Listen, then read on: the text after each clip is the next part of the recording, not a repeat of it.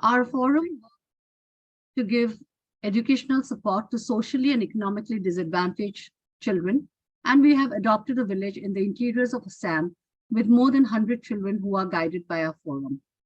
ECDF has its presence in India and globally, and we involve in small fundraising events like educators training programs, organize educational conferences and summits, workshops, certificate programs, etc. for early years educators that help in capacity building and skill development. To know more about us, visit www.ecdforum.org or drop an email at info2019 ecdfinfo2019@ecdforum.org. Today, it is indeed a very special webinar for us because India is celebrating 75th year of freedom, AZADI ka AMRIT MAHOTSAV. And it thrills me and makes me feel immensely proud. We are a generation who were born into a free India, a generation that didn't see or be a part of the freedom movement, the sacrifices of the revered martyrs. We just read it about them in our history textbooks. Sometimes a question comes to my mind: have we taken our freedom for granted? As citizens of a nation so rich in culture, resources, diversity, and so forth, what should be every Indian's role in nation building? Well, let me not get emotional and quickly start with today's webinar, which is on the lines of this occasion, which is our 75th celebration of the Indian freedom independence. And today we have a topic which is very interesting: education and gender equity, pathways to true independence. Today, Smriti Agarwal was the moderator, but unfortunately she could not join us due to health issues. Our esteemed panelists of the day who have joined us today are Dr. Raina Khatri Tandon. Dr. Raina is the CEO, Rights to Rise, our Private Limited. RKT Foundation, Women and Child Rights, POSH Act 2013, Compliance and Training Specialist. She is a two-time TEDx speaker, UN Rex Karamveer Awardee, Thrive Golden International Mentor, 99 Women Achievers Awardee 2021. A big welcome to you, Dr. Raina. We have with us Ms. Aarti Thank you so much. She is the CEO of Parishar Asha, Center for Educational Excellence and Research and Training. She is a passionate educator, an artist, motivational speaker, and a life coach. A big welcome to you, Ms. Aarti. Our next panelist for the day is Archana Madhusudan, HOD of English and Sanskrit Department in Junior and Degree Colleges. Archana is a project head of Technical English Incorporates, certified neuroscience practitioner, global speaker at international forums, a POSH certified professional, and a master trainer for competitive exams. A big welcome to you, Archana. And we have with us Sukhwinder Multani. She's trying to join. She's having some technical glitches, so she'll be joining us in some time. Sukhwinder is an educationist, researcher, writer, and trainer with 25 years of experience in the education sector, currently working as a freelance writer, editor, and copywriter in the education niche. She has edited and published books on diverse topics. She has worked extensively towards teacher training, initiating internship, etc. So we have an excellent lineup of speakers today, and I'm so glad to have you all. And thank you so much for joining us on a Sunday. And let me start with one question for all of you. That is for all of you, and you have about 2 minutes to answer that. What does independence mean to you in today's times? And according to you, how can today's generation contribute to independence? I guess Aarti can take this first. Aarti, over to you. So thank you, Dr. Vasavi, and आप सभी को आजादी के अमृत महोत्सव की हार्दिक शुभेच्छाएं. And our viewers who are watching this, all of you, happy Independence Day, 75th Independence Day. Yeah, it's a big milestone what we have achieved, but it's a long way to go also. So according to me, today and always, freedom is going to be to give me that choices to make for my life. And it's not only about for my life, but also the freedom for others to make choices, because we always want freedom and everything for ourselves, but we never think of others. If I am having my freedom, but whether I am also giving enough space to the others also. And your second part of your question was, how can today's generation contribute to the nation? I think they are the one who are contributing to the nation, and they are the hope, they are the future of our nation. And how they can contribute over here, there is a big list for that. But I would like to say, you can learn to be happy, and that will be the biggest contribution to the nation. And now you will say, Ki, why I'm talking about happiness? There are so many other laundry lists what we can talk about. But this year in 2022, UN has conducted a survey, happiness index survey, and it was very sad and unfortunate to see India's number was 136 out of 146. So that is something which is alarming, and our country is fastest growing economy, and we are working on different areas, but the happiness quotient is 136. And today, whatever we are doing in our lives, we are all seeking for happiness. We are all doing that for happiness.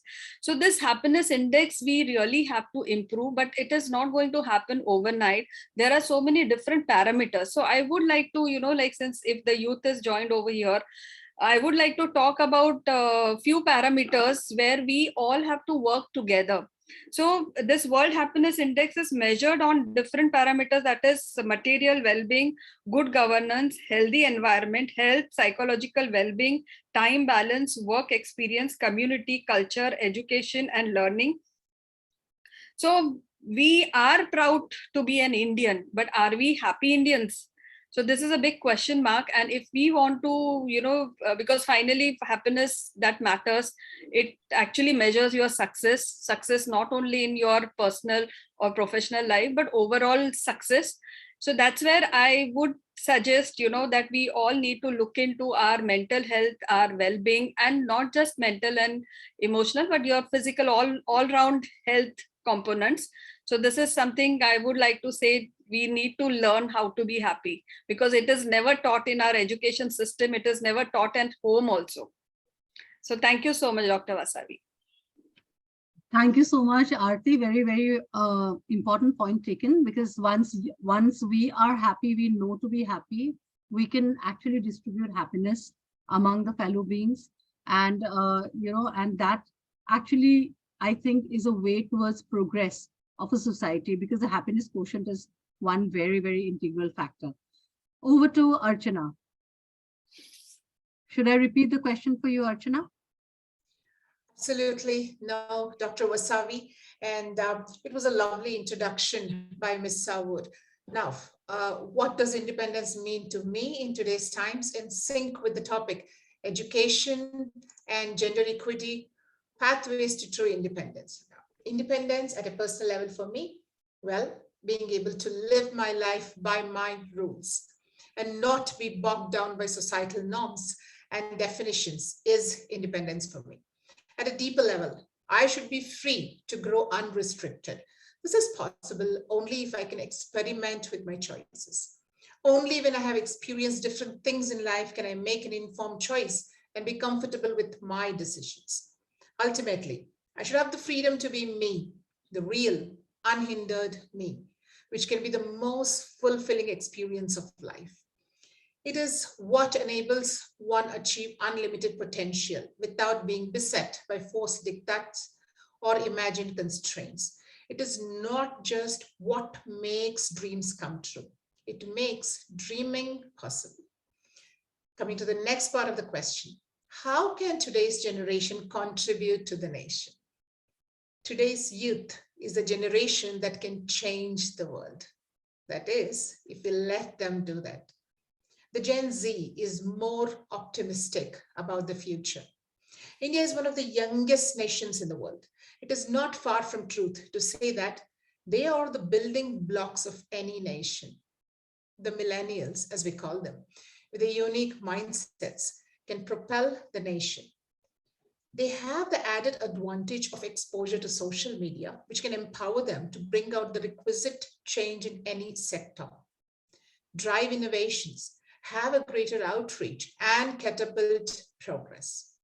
For example, there are young people out there who are leading and paralyzing the world in a long fight against the lack of action of some to avoid global warming. Young people represent an important human resource within society, since they act like agents of social change, economic development, and progress. So that's my take on this question. Thank you, Dr. Vasab. So excellently and beautifully laid out, because the generation next is the future of the nation, and I think they are very, very well aware of their they understand their boundaries, they understand independence, they understand what and how they can contribute towards the nation building process. And yes, from Archana, thank you for this answer. I move on to Dr. Raina. Good evening, everybody. First of all, Vande Mataram.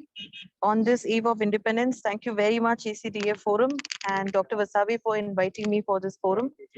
A very beautiful question that has been laid by you. I think the first part of the question is what makes independence so important. I think the voices that we have, the most important thing that we see today in independence is that when we look at freedom, all our voices matter. And when we talk about voice, it's about equality, it's about equity, bringing together both the and also understanding that when we have different people, we should not be laying distinctions when we bring out our thoughts. Coming forward to both inside out, just like we spoke about thoughts and choices, I would also say that today around gender equality or equity is ongoing, and most importantly, there's something that is missing is what we call mindset.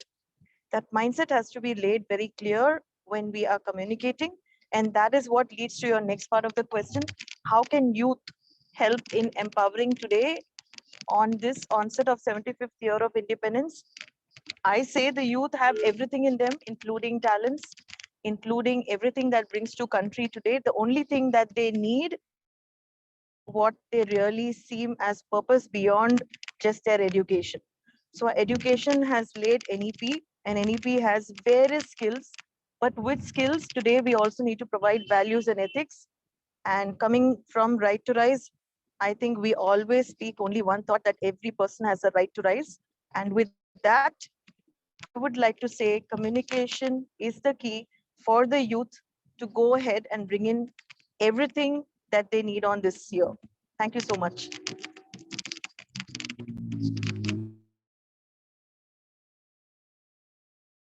You're on mute, Dr. Vasavi. Sorry about that. Thank you so much. A very beautifully and elaborately answered view that you have given. A moral and ethic, which I feel is very integral to the process of actual patriotism that we have within our hearts. Because if we are compassionate, we are empathetic, we definitely think about the next human being, and we have humanitarian feelings, and then we can work progressively towards the development of the nation, keeping nation in the foremost and our own personal needs probably in the second part, so that is so essential. Now, Sukhvinder has not been able to join us, so when she joins, we'll definitely ask her to comment on this. But coming to the second part of this webinar, now we are coming to the individual questions. My first question is to Dr. Raina. Dr. Raina, you have about 7 minutes to answer this. Gender equality is one of the sustainable development goals by UN. India has a population of 139 crores and 48% are female. Where do you think India stands in gender equality after 75 years of independence? And what steps can ensure gender equality in our country? Over to you, Dr. Raina. Thank you so much. That was a very pertinent question, because I think evolving over times, we've seen India grown from what it was to what it is, both socially and economically today. And if we look at gender equity and gender equality, let's understand that the struggle to attain global gender equality and equity have been through centuries. It's not a one-day battle. They have evolved significantly and disproportionately. Why? Because we're not keeping few things in mind. We have not corrected the different ways that we can achieve equity. When we look at equity, let's just understand it very simple. What is equity to people? Equity means giving equal proportion in terms of growth for both men and women, right? Why is it India? Maybe some of the reasons could be that even if we provide good access of education to our girls, over 130 million girls who are still down in the villages don't have this kind of education system. And we still don't give so many different opportunities for them to grow. Yes, we've seen a lot in Army, Navy, Air Force. And if we look at the leaders today, we have all these women who have hit the charts, and we can see videos going viral every day. There are about 15 million girls still in India who lack primary school education. So education is number one, the key. And we've seen that when we say the panel theme, education with equity and equality, education does provide the foundation. If you look at the Borgian project, which is the latest project that Nigeria has hit, which talks about education also at India, the aid has been provided by India, but yet they have not progressed only because we've not even given those access to the cities and the low-lying areas that we have. Next, point number two, given women have platforms, they've been given power, but that power has not been given equal opportunity for economic growth. For example, a political field. We have women leaders who have been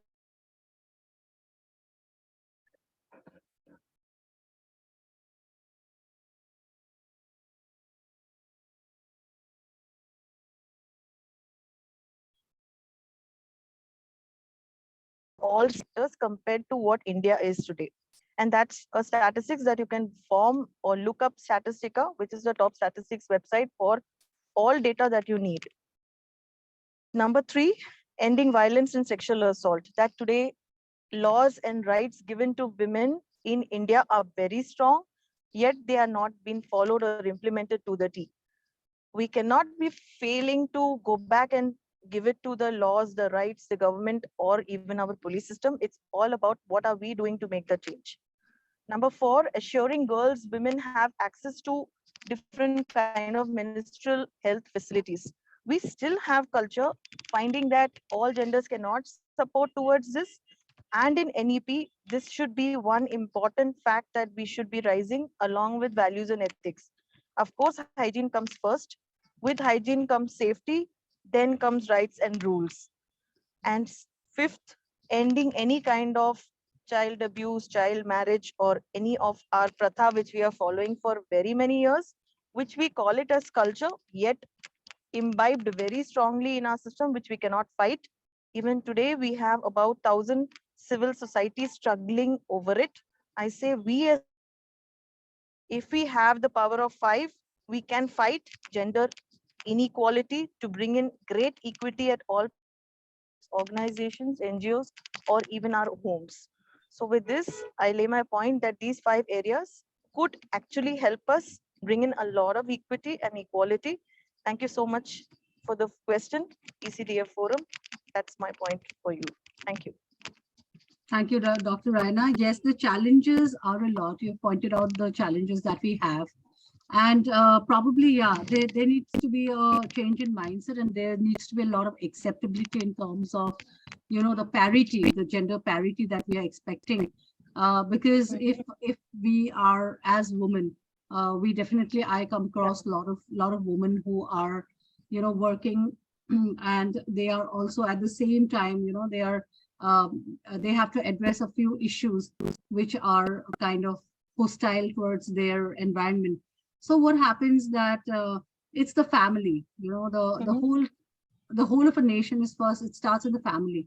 So how we are educated, how our children, how our boys, they take these steps, you know, in the coming years. And this is, I think, going to take us 1 or 2 generations to actually get that idea and concept in our minds, because this has been going on since ages. So yes, very, very pertinent points taken. And definitely if we work on those 5 that you have pointed out, there'll be change, and even a small change would amount to a very big change in the society in the years to come. Thank you, Dr. Raina. Thank you. So Thank my you so next much. question is to Archana. Archana, equity and quality in education are two very important pillars of NEP 2020 policy. In your view, do you think that the large country that India is, with multi-levels, 2, 3-tier towns, cities, metro cities, and economical divide, is it a possibility? Number one. And number two, how can you envision the country achieving this goal? Over to you, Archana. Thank you, Dr. Wasabi. Yes, the National Education Policy 2020 envisages equitable and inclusive education for all, with special focus on children and youth, especially girls from socially and economically disadvantaged groups. Undeniably, it's a humongous challenge with the mammoth issues encountered at every step to achieve this goal. But nothing is impossible, provided we make consistent efforts. The NEP 2020 intends to meet this challenge through its Gender Inclusion Fund. There's the GIF. This fund will be used to provide quality education to all students. Hopefully, it will also be used to ensure facilities, secure and hygienic toilets, hostel facilities, etc. This would be welcome in those areas where students have to travel long distances to reach to school. Talking about equity and inclusion, quality education. Almost 1 in every 5 students does not reach the basic minimum level of skills. In addition, students from disadvantaged socioeconomic backgrounds are twice as likely to be low performers. Lack of fairness and inclusion can lead to school failure. And this means that 1 in every 5 young adults on an average drops out before completing upper secondary education. What we have to understand is reducing school failure pays off for both society and individuals. Educational institutions have to play a predominant role to make this a success. Let us actually understand what is equality and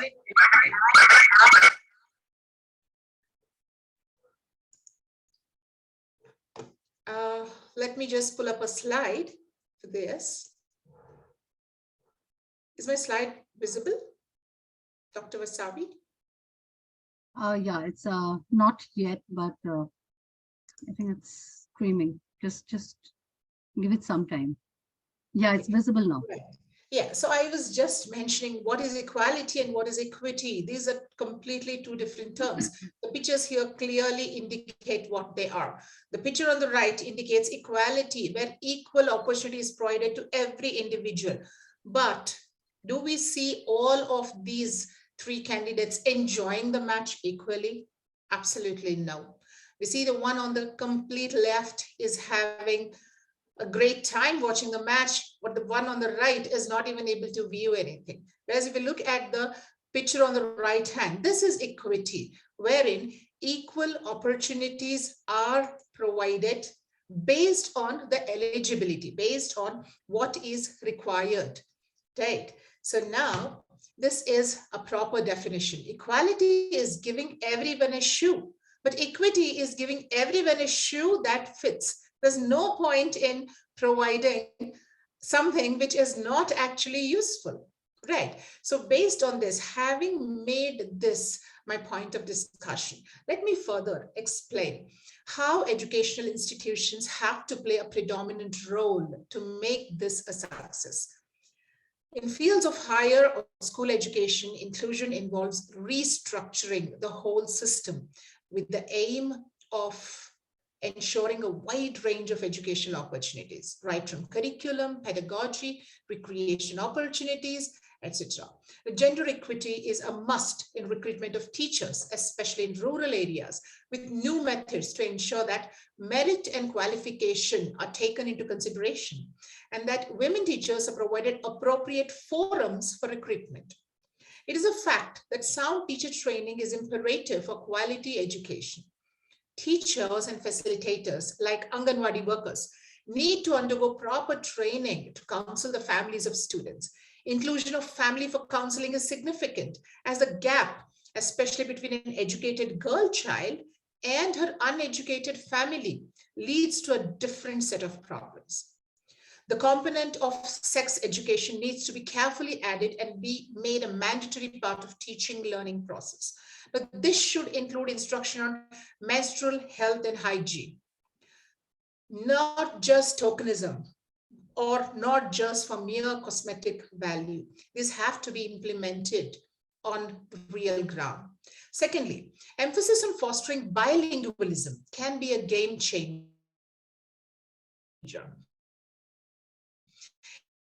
Including vernacular languages in curriculum is an important step.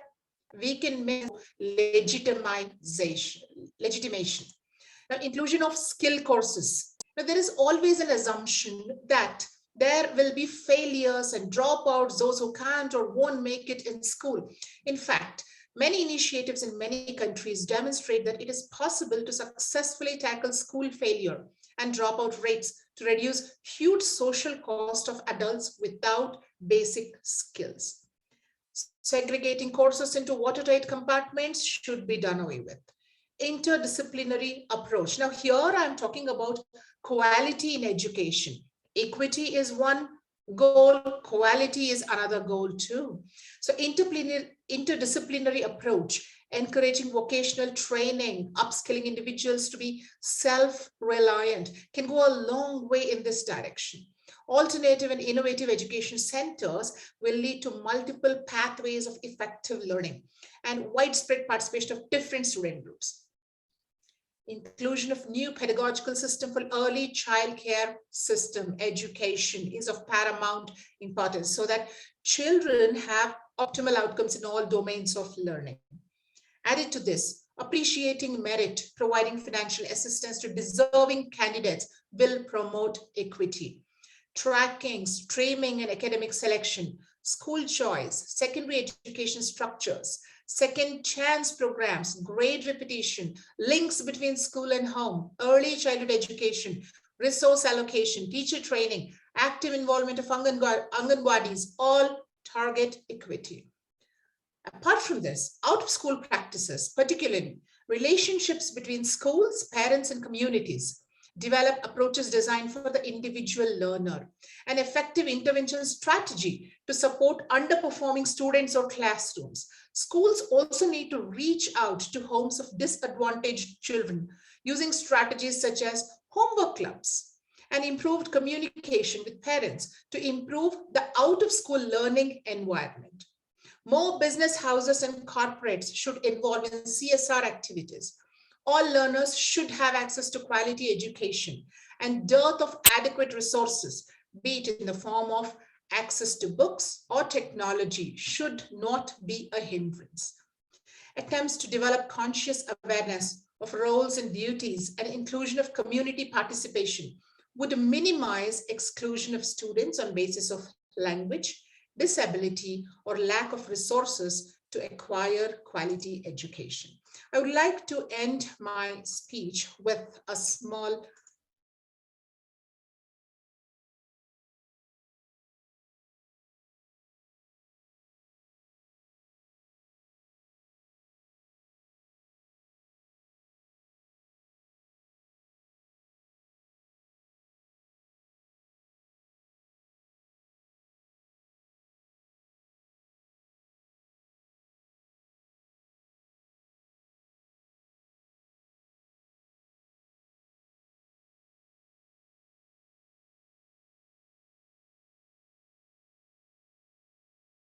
Are you able to I share think the we can't screen? hear Archana.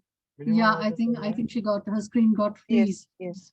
So let her come back and then probably we can check her video. I think she's logged out automatically. My question, she has given some very, very important, Archana pointed out, this, education needs to go cross-section. It cannot be, for one section of the society and, half of them are out of it. So I think the NEP 2020 needs to look at implementation of education in a uniform manner. For that, definitely there's a lot of machinery that needs to come into place, the training machinery. There's a lot to be done on infrastructure and a lot of work, because when we look at the government schools, the infrastructure that they have is completely different from the private schools. And when we talk about equity and equality in the delivery of the education process, we need to make these things first, in order at par, and then go forward with the plan of action as to how to implement the entire education, proper quality education to everybody, so that they reach it and use it to the best. Now, coming to our next question, which is for Aarti. Aarti, do you think that the current generation take independence for granted, as they have not seen the struggle, sacrifices, and the repercussions of being slave, as did the generations before us? Hence, do you feel that the pride in being an Indian is diminishing? Why is the brain drain is now taking the ugly face of Indian quitting the country and taking up citizenship of other countries? Your comments on that, Aarti, and over to you. Achha, I think Archana is back. So let her. Archana, you are back. Before Aarti answers her question, would you want to show the video that you wanted to? Yes, I'm sorry. No, it was not a video. It's just a small clip talking about equity, genius ability. Is my screen visible? I guess it is. So now this is one beautiful picture which talks about equity. No, it's not visible. Everybody is a genius. It's not visible as yet.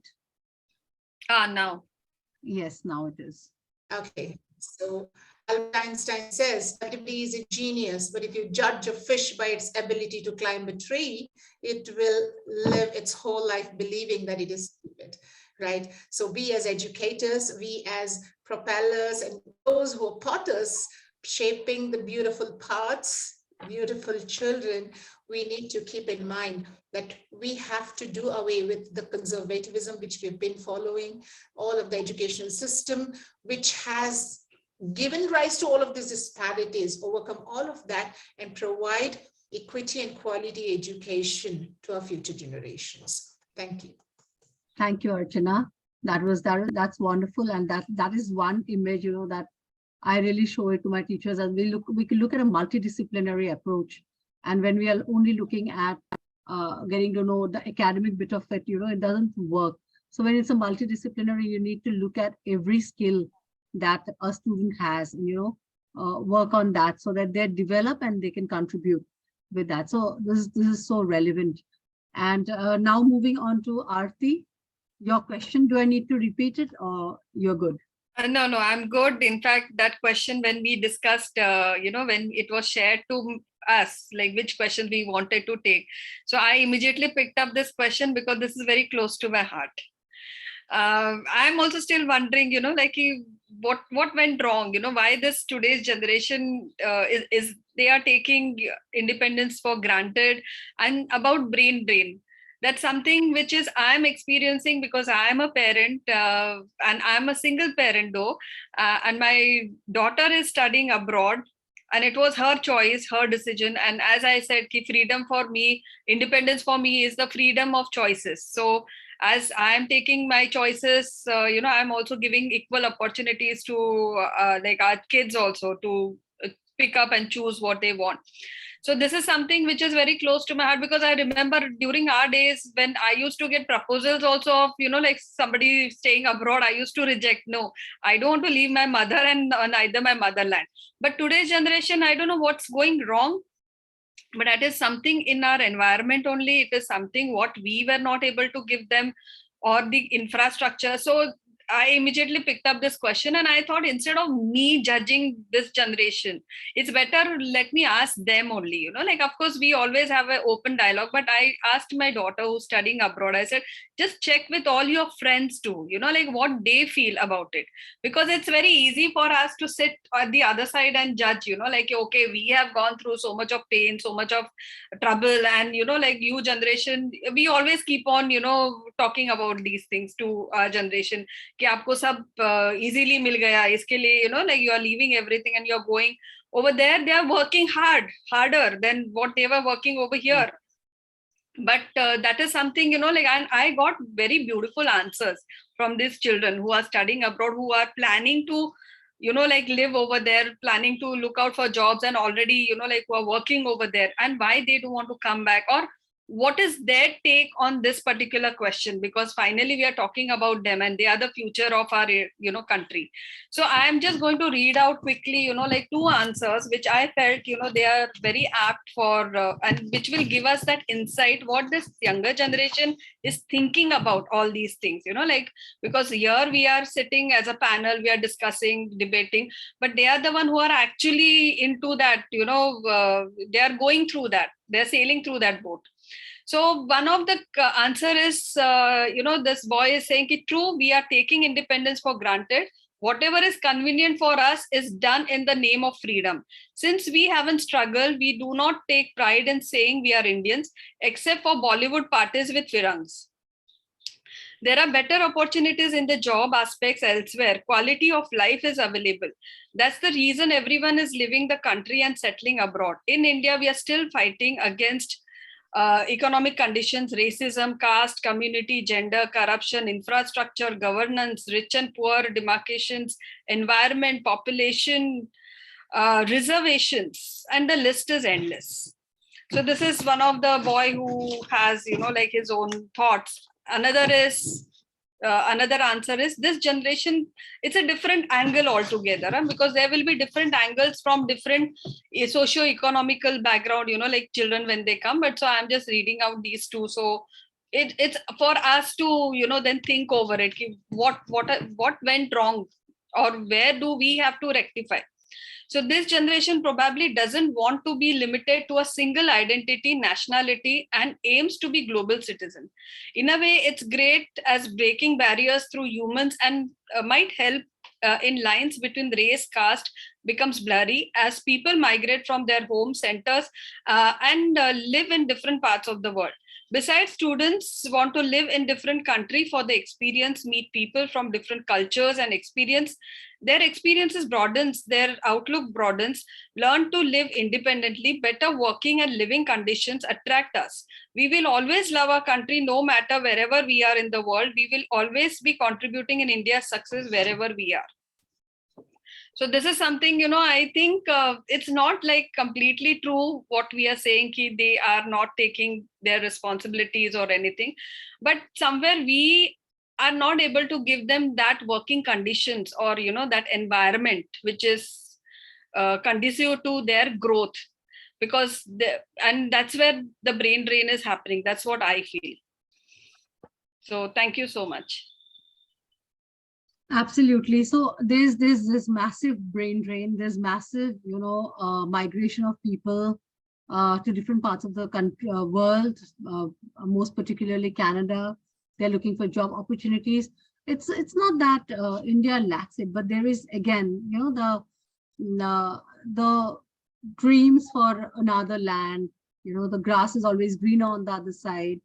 We always tend to see the best thing in the other side of the fence, and it's very difficult to at times. And then I also feel there's a lot of peer pressure at times. Yes, that absolutely. Also lets us take a decision, because when your friends are all applying to universities abroad, they don't want to, like, the others also want to.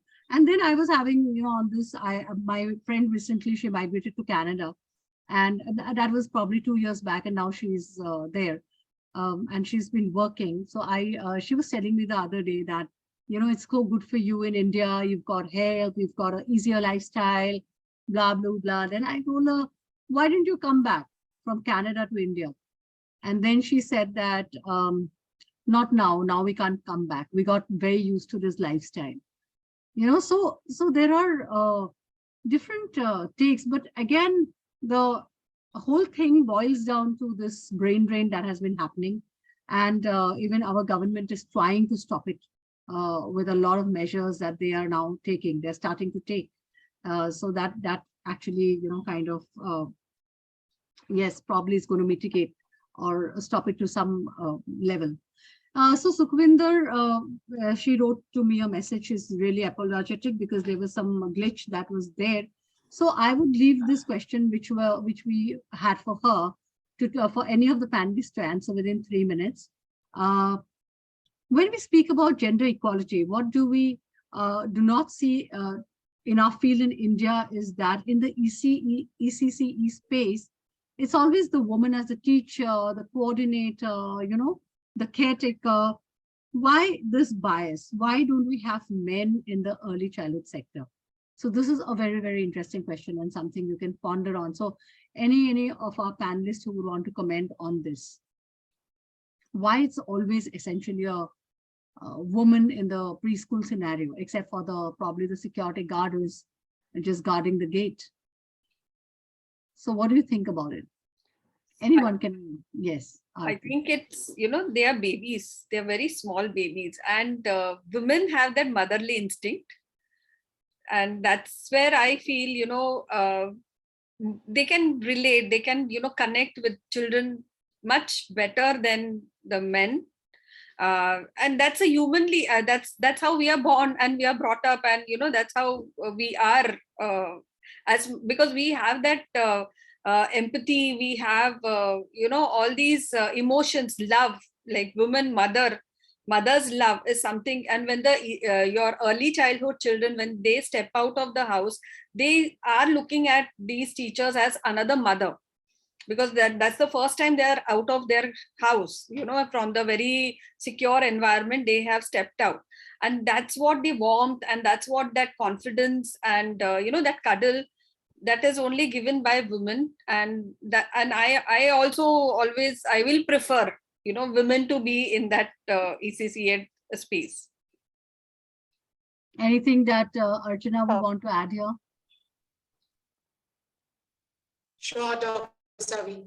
I think, yes, it's the mindset. I don't think men are incapable of handling youngsters. They are, but it's a mindset. Like Ms. Sawood was telling, so it is the woman who has these abilities. We are stereotyped again. So it's a mindset right from childhood. We know that men, the qualities that we attribute to the masculine gender: strong, hard, harsh, right? Analytical, logical. Women, it's always soft, love and affection, forgiving. Oh, come on. Now, I think we have to we have to break these stereotypes. It's not just women who are being targeted here. Men also are in the same realm. So I think men should be given an opportunity. I'll give the example of my own father. He loved children, and believe me, Dr. Wasavi, all his grandchildren were, they have been in his love. They came to the going to school. He used to feed them, he used to play with them, he used to put them to sleep. So I think it's not on gender, it's an individual. So just like a male brain and a female brain, there are men with female brains and women with male brains also. So the feelings, affections, compassion, I think it's equal in both of the genders, and this should be broken. I have seen primary school teachers where there are men and they do a real good job. All right. So Dr. Raina, your comment on this? Yeah, so I totally find the question very biased. So I'll probably not even go to the space that only women are there in the ECCA space. I fail to differ with some of our co-panelists. Somewhere, I think when I was very young, I had the space where I had a lot of male teachers, whether I was in school or whether I was in B school or whether I've traveled abroad for both my masters and my PhDs. I've had a lot of male teachers across me. Now, why don't we have male teachers at ECCA? One major reason is that when we talk about any of the abuse, harassment, male comes first. We've never heard the paper saying, okay, a female has harassed a male during our 15 years of, or 75 years of independence. I'm talking about the first 50 years. I don't think we saw it hitting the papers so often, even though we had it. Okay, we had it there, but we never spoke up about it. So the more you start speaking the ill facets of men and men empowerment, as much as we have women empowerment today, we start seeing that they should not be the nurturing element. But our fathers, our grandfathers, each one of them have equally participated And even if I have to go back today, many years down, I have a 16-year-old. I think the first person who was standing by me when I got my child was my husband. So I would never say that a man is not a nurturing element at all. He was the first person to nurture my baby, at least for the first few months. So he is equivalently playing the role of a mother as much as I have done it. So I would always say that even in the ECCA role, it's just a view, a stereotype that we are building in the question itself, that we see only male gender not being there. Uh, they are both genders. It's just a perspective again that we are looking at one side of the story. So let's go ahead and make this a boon that we have more male teachers. And even in the areas of course today, when we are having a lot of enablers, we say women more. But then there are men who also come out. So I will always give them an equal stance of saying, you are there as a mother, as a nurturer, as the enabler, and as somebody who we see on the softer element as well.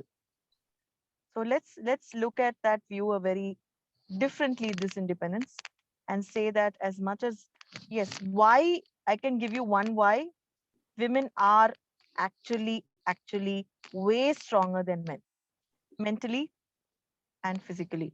It's just that they don't show the power and they don't need to, but they have been built. That is why we call her Shakti.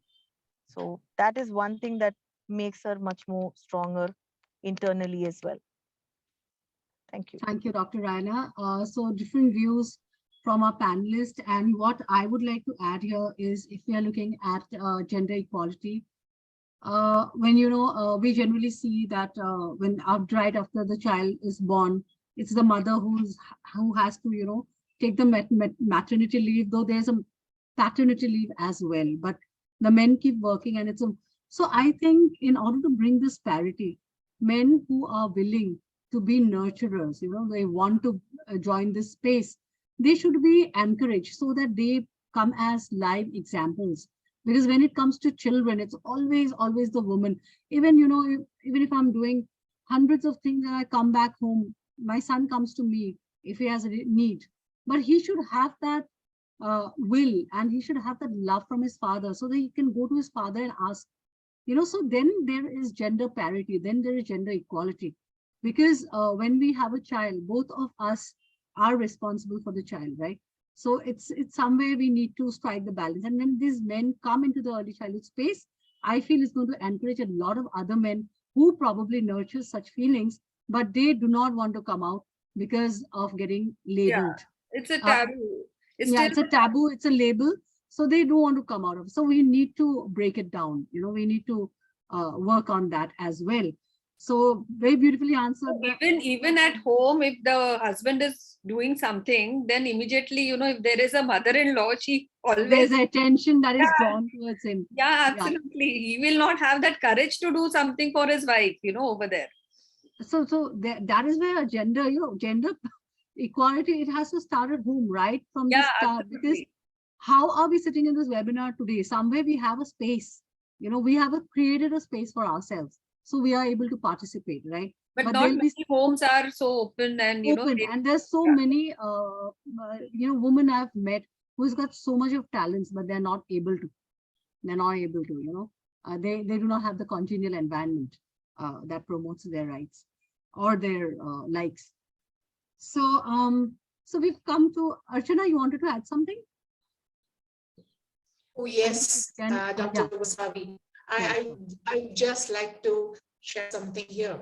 Now, it's all in the mindset, like we said, and charity starts from home. And unless we train our boys to be equally empathetic, it's very difficult. Let's say a little boy starts crying, he falls and starts crying. What does the mother say? She says, "Oh, beta, it's okay." He still cries. The next sentence is, "Stop crying like a girl." What's that supposed to mean? Crying is only for girls, right? And this little boy, he develops the macho image as to, no, I shouldn't cry, right? And girls are always taught to be, extra sensitive, very delicate, to be protected. And that's how we grow up. which is so wrong. Until and unless we begin this right from home, it is going to take a very long time, but I see many parents breaking this shell and really proud to be one of those parents. Thank you. Thank you so much. And now we move ahead to the third section, and we have two invited guests. They are part of the ECDF Youth Squad. What is a nation without the youth, and what are youths without voices? So ECDF always gives a platform to the youth to express their feelings, their take on the different issues that are there in our society, their different aspects. So today we have with us Saurav Gupta. Saurav, can you put your camera on? Yeah, hello. Welcome. Thank you for being a part of today's webinar. And Saurav, you may introduce yourself before I shoot my question to you. Yeah. So good evening, everyone, and happy Independence Day. I'm Saurav Gupta. I'm from Ranchi, Jharkhand, currently based in Bangalore, pursuing my Master's in Social Work from St. Joseph's College. And also I'm currently interning with ECDF as part of my summer placement program. Thank you, Saurav. So, Saurav, the question for you is, you are a social work student and you aim to work at the grassroots levels with the community. That's what I've understood when we, kind of interact during our internship. So as a youth, what do you think are the areas in which we have lagged behind in the last 75 years, or you say 76, which is running? And what do you think are the steps that today's youth can take to bridge the gap? You have 4 minutes to answer, and over to you, Saurav. So I think India has always lagged behind because of its mindset. Our leaders are too lazy to do the work and too egoistic to let someone else take the opportunity. We always seem to be spectacle when it comes to giving youth a leadership charge. I believe youth has that potential, that idea, new and smart methods to carry out a job better and make a change. And also this blame game of blaming others, not taking up as a personal responsibility. When we talk about a change, nice blame game goes on, like this is not working, this guy is not doing his job, this government is not doing his job. So I believe that change starts within yourself. If every individual takes up the responsibility to be honest and humble towards the society, towards the environment, towards the animal, so this world will become a heaven to live in. Absolutely. Very, I think it's very relevant. We need to give leadership opportunities to young ones. That is why even, we want our platforms to have young voices where you are able to say things that you have in mind. And then, as we move forward, it's the thoughts of the youth that are finally going to shape up the future of the nation. So the youth is an integral part of the entire process of nation building. Thank you, Saurav, for joining us today. And we have another speaker, young speaker who's joined us. She's Neha. Neha, please introduce yourself. Good evening to one and all present here. Firstly, thank you so much, Dr. Vasavi ma'am, for giving us this platform and this wonderful opportunity where we could voice our opinion and share our ideas. I am Neha Barwa. I am currently a student social worker. I am pursuing my master's in social work, specialized in community development from St. Joseph's College, Bangalore. Thank you so much. Thank you, Neha. And I'm so glad that, we have both of you here. My question to you is,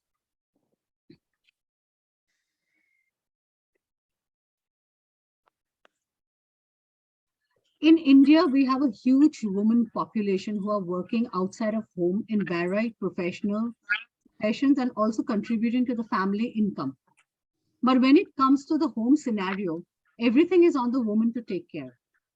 Well, this also applies to the rural sector where women work in farms, etc. Do you think that the gender roles or stereotypes can be done away with in modern India, where we talk so much about Beti Padhao, Beti Bachao, women empowerment, etc.? What, according to you, are some steps that can be taken to lessen the gender divide in society? Over to you, Neha. Thank you so much for a beautiful question, ma'am. Well, I feel that in India, where we often talk about Beti Bachao, Beti Padhao, or women empowerment, but still the status of women is something that needs to be improvised. And the first and the most foremost thing that we as responsible citizens and as individuals can do to improve the status of women and to end the era of gender inequality would be to change the mindset of people, the mindset of the society towards women, that women are only meant for household activities or are confined with household stuff and household tasks. I feel that it's high time for the people of our society to motivate and invigorate their daughters, sisters, and wives to step out of their respective places, to step out of their comfort zone and to follow their passion and work for what they aspire and they dream of. The second thing, I feel that men taking part in household tasks should be normalized. And I feel if we follow this and if we change our mindset towards women, we can help to make this world a better place, because before categorizing us as men or women, we are humans. And as individuals, we all have the right to take stand for ourselves and to live a dignified life. I also feel that to normalize men working or helping their wives, sisters, or mothers at home, I feel that support from family is very, very important, because until and unless we do not get support from our parents and our family, we would never get support from other people, and other people would never come ahead to support us.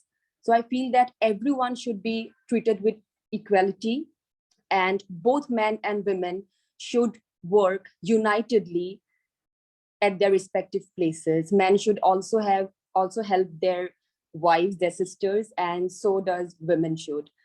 Because when we work in unity, believing in togetherness and belongingness, we contribute towards not just our respective family members, but we contribute toward the society. And by following this, I feel we can change this and we can end the era of gender inequality and help to make this world a better place where there would be no discrimination, no violence, and no conflict, but we could live in peace, love, and harmony. Thank you so much. Thank you, Neha. Very well said. And this is what we want to hear from our youth now. We want them to, actually vocalize what they have in their minds and advocate their rights, advocate their, wants, and put it in front of the society. And then I think there'll be a lot of change, because the youth are the instrument of change. We are there. We are gradually, we are going to the next, you are coming in as the next generation. We'll be leaving, stepping aside. So we want the youth to have a leadership role. Finally, we have Sukhwinder joining us. Sukhwinder, you're on mute. Kindly unmute yourself.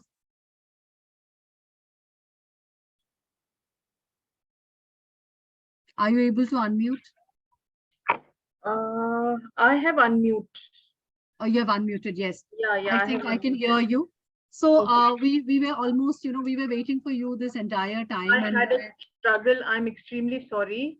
I don't know what happened. The link I know wasn't those working glitches. I know those glitches keep happening. So we'll directly go to your question, because we are almost at the end of this webinar. But definitely, now that you've joined it, we'd be very happy to hear your views on the question.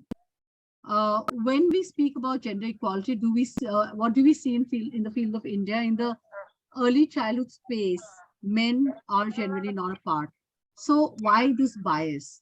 And why do we not see men in the early childhood space? Over to you, Sukhwinder.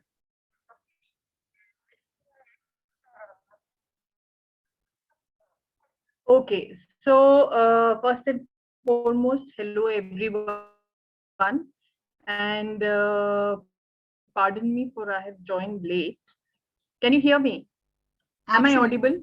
Absolutely. Okay, Absolutely. fine, fine.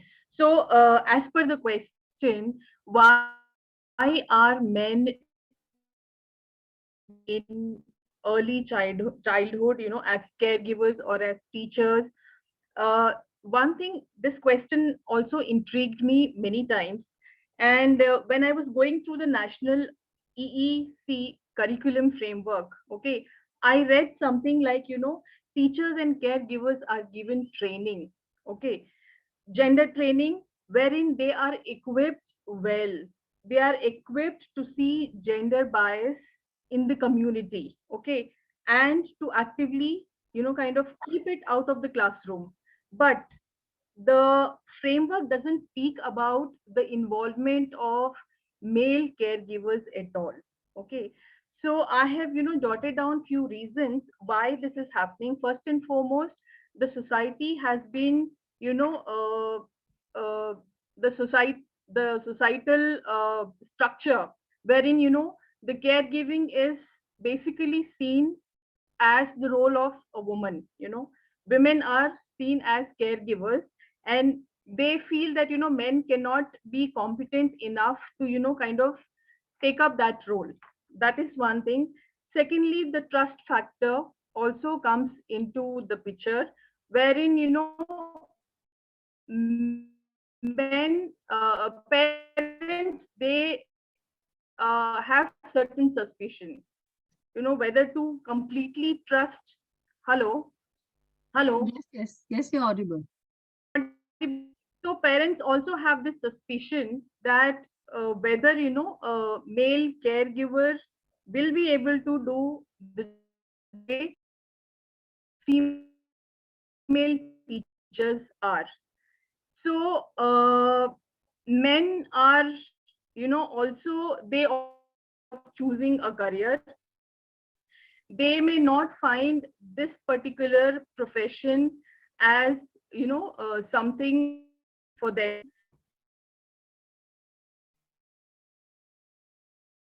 Okay, and since they are the primary earning members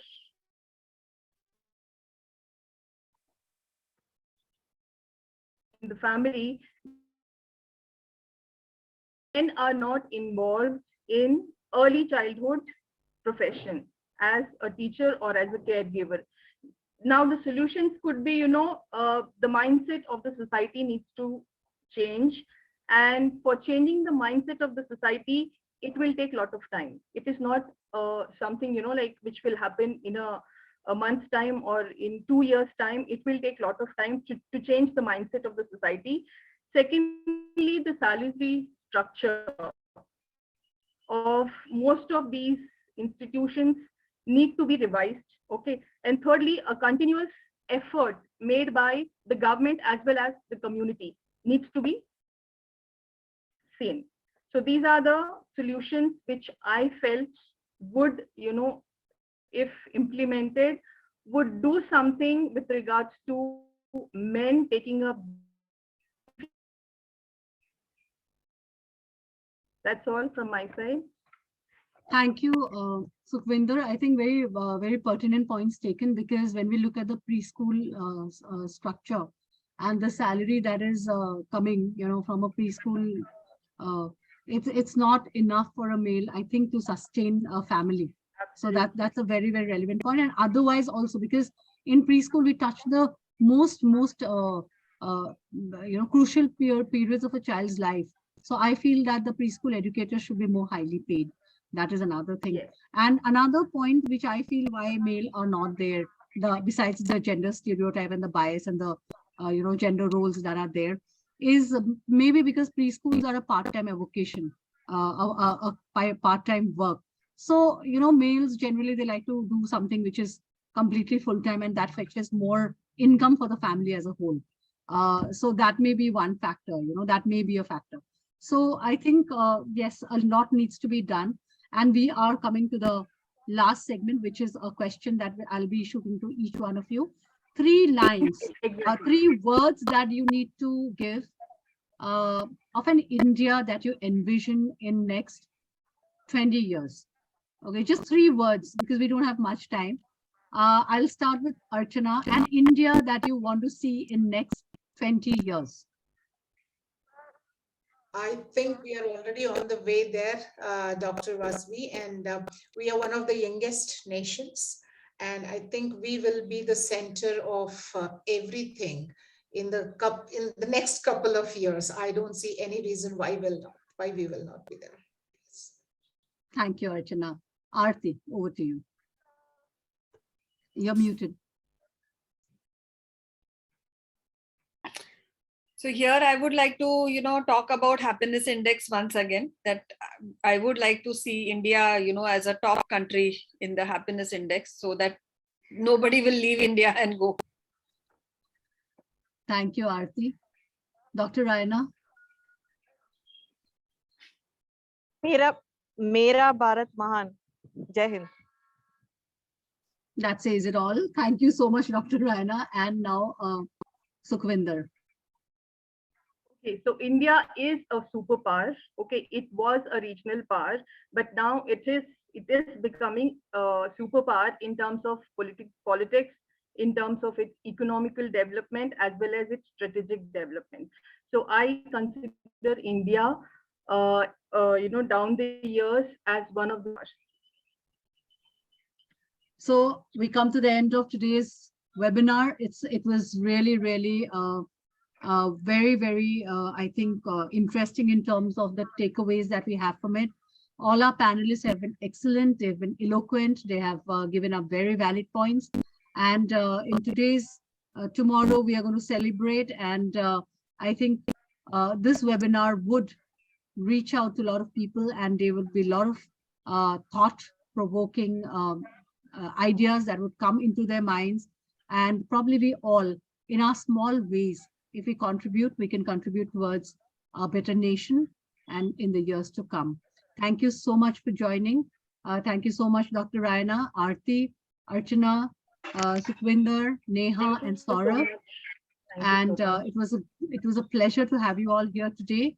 And before we leave, I think we should all say Jai Hind, and that's it. So please unmute yourself so that we can say a loud Jai Hind before we conclude this webinar. Jai Hind. Jai Hind. Jai Hind. Jai Hind. Thank you all. And have a very great evening ahead. Okay, bye-bye. Bye. Thank you so much. It was a pleasure. Thank you.